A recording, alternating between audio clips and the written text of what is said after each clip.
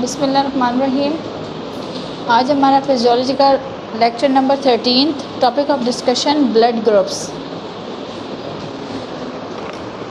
Blood groups क्या होता है? सबसे पहले definition, blood groups are the inherited characters, they are transmitted from their parents to the offspring through the chromosomes and the genes. ठीक है जी। Blood groups are the inherited characters that are transferred from their parents to the offspring through the genes and chromosomes. At least 30 commonly occurring antigens and 100 of other rare antigens are found in the human blood. These are present on the जो antigens हैं वो जो blood cell हैं, red blood sales हैं, erythrocytes हैं, उनकी surface पे present होती हैं। The surface of the red blood cells carries a range of different proteins which are called antigens. What are the antigens? The surface of the red blood cells carries a range of different proteins which are named as antigens. Antigens are the foreign substances which can elicit immunological response. Antigens are present, जो antigens आपकी red blood cells पे मौजूद होंगी। जो antigens वैसे क्या करती हैं, आपने हाइपर सेंसिटिविटी रिएक्शन में पढ़ा था कि कोई भी जो एंटीजेंस हैं वो क्या कर सकती हैं, they can illicit the immunological reaction. But जो आपकी एंटीजेंस स्पेसिफिकली पर्टिकुलरली आरबीसीज पे मौजूद हैं, अपने ऑन जो blood group same blood group है, अगर आप ए पॉजिटिव ब्लड ग्रुप है और आउटसाइड से उन्हें जो है ना एज अ रिसिपिएंट डोनर का ब्लड ग्रुप भी ए ही दिया जाए तो वो अपने ही एंटीजन के ख़िलाफ़ रिस्पॉन्स शो नहीं करेंगी इन दिस केस। लेकिन अगर ऑपोजिट एंटीजन होगा तो उसकी वजह से क्या हो जाएगा, ट्रांसफ्यूजन रिएक्शन स्टार्ट हो जाएगा। क्योंकि अगर ऑपोजिट एंटीजन ब्लड में दाखिल होगा तो उसकी वजह से आपका जो प्लाज्मा है उसमें एंटीबॉडीज़ बनना शुरू हो जाएंगी, उसमें ऑपोजिट एंटीबॉडीज़ की वजह से रिएक्शन हो जाएगा और इससे ब्लड की हीमोलिसिस हो जाएगी।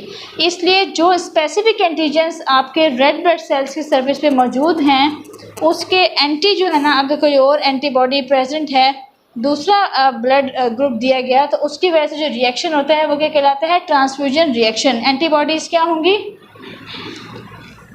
एंटीबॉडीज़ जो हैं in response to the antigen जो केमिकल्स बनते हैं वो क्या कहलाते हैं, एंटीबॉडीज़ कहलाती हैं। जैसे ब्लड ग्रुप ए है और अगर उसे ब्लड ग्रुप बी दे दिया गया तो जो ब्लड ग्रुप ए है, रेसिपिएंट है, उसके ब्लड में एंटीबॉडीज़ बनना शुरू हो जाएंगी, ऑपोजिट एंटीबॉडीज़ बनना शुरू होंगी तो वो क्या करेंगी, इम्यूनोलॉजिकल या ट्रांसफ्यूजन रिएक्शन प्रोड्यूस करेंगी, वो कहलाती है antibodies. Transfusion reaction is the case I have explain कि अगर ऑपोजिट ब्लड ग्रुप दिया जाए उसके अंदर जो एंटीबॉडीज़ पैदा होती हैं वो किसका वो नतीजा पैदा करती हैं, ट्रांसफ्यूजन रिएक्शंस का।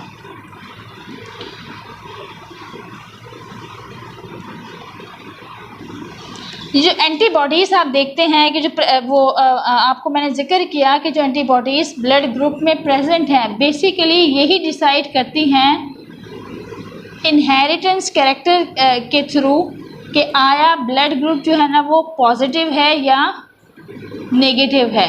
ठीक है, इनहेरिटेंस जो है वो इन जो एंटीजेंस हैं इनके बेसिस पे ही ब्लड ग्रुप ऑफस्प्रिंग में पॉजिटिव है या नेगेटिव है, ए है या बी है या सी है, ए बी सी, ये उसकी बेस पे वो डिसाइड होता है।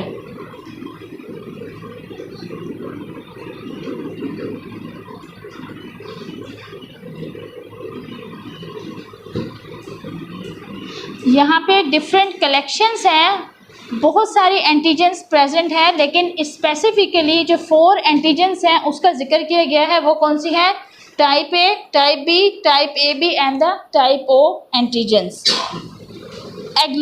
एग्लूटिनजेंस क्या होती हैं, ये भी एंटीजेंस होती हैं जो कि प्रेजेंट होती हैं, एग्लूटिनोजेंस भी प्रेजेंट होती हैं on the membrane of the red blood sales which can cause agglutination on combining with the corresponding antibodies.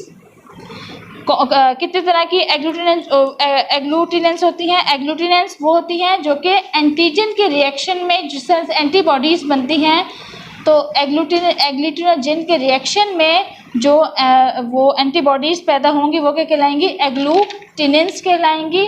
और आपके पास anti A agglutinins and the anti B agglutinins type available हैं, वो मैंने यहाँ पे जिक्र भी किया। अब ये कंप्लीट चार्ट है जिसमें ये एक्सप्लेन किया गया है कि ABO ब्लड ग्रुप सिस्टम में अगर A पॉजिटिव ब्लड है तो उसकी क्या कैरेक्टरिस्टिक हैं।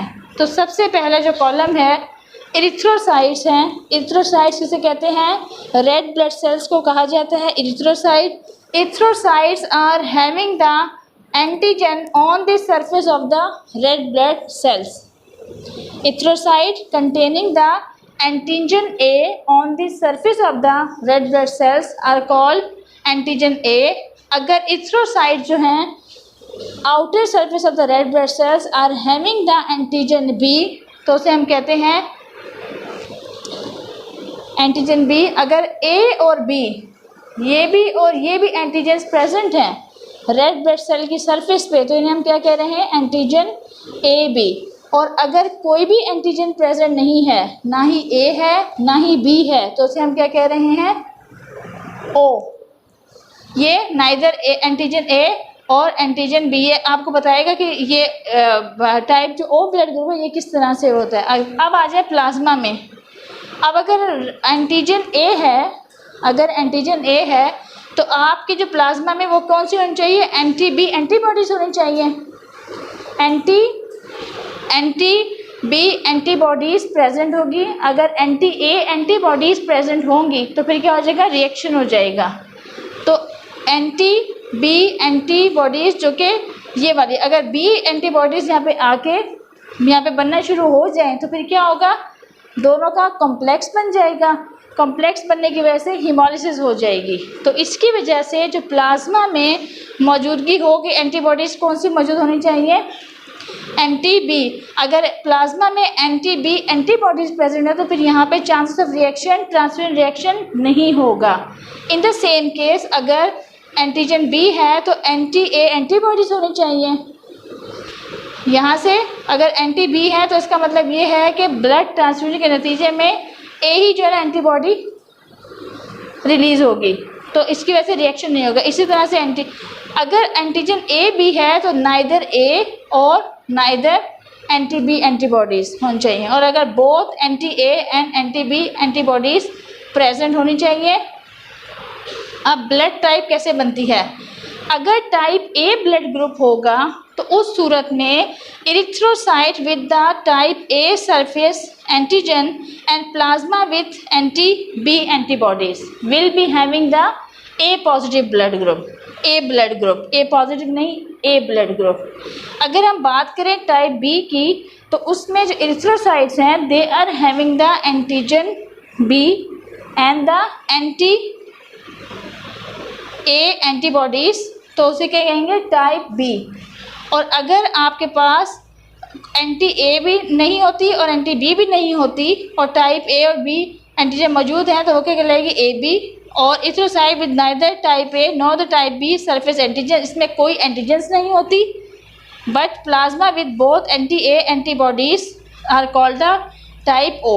इसी वजह से जो आपका O ब्लड ग्रुप है ये क्या कहलाता है? यूनिवर्सल डोनर भी कहलाता है, क्योंकि इसमें आपका कोई भी एंटीजन जो एंटीजन है उसके रिस्पॉन्स में कोई भी एंटीजन बनने के चांसेस नहीं हैं। ना ही एंटीबॉडीज़ A बनेंगी ना ही एंटीबॉडीज़ B बनेंगी इन रिस्पॉन्स। इसी तरह से अगर आपका टाइप A है एंटीजन और उसको अगर ये वाला ब्लड ग्रुप लगा दिया जाए तो रिस्पॉन्स में जो है ना ऑपोजिट एंटीबॉडीज़ बनना शुरू हो जाएंगी और उस रिस्पॉन्स में ट्रांसफर रिएक्शन होता है और ट्रांसफर रिएक्शन में हीमोलिसिस ऑफ ब्लड ग्रुप हो जाती है। तो इसकी वजह से ये एक बहुत इंपॉर्टेंट चार्ट है। आपको पता हो कि A में जो है एंटीजन्स और कौन सी एंटीबॉडीज़ मौजूद होंगी प्लाज्मा में, और B में AB और टाइप O इसमें कोई भी एंटीजन नहीं है, इसलिए ये ब्लड ग्रुप जो है ना वो किसी भी उसमें दिया जा सकता है due to the absence of the antigen A and B both.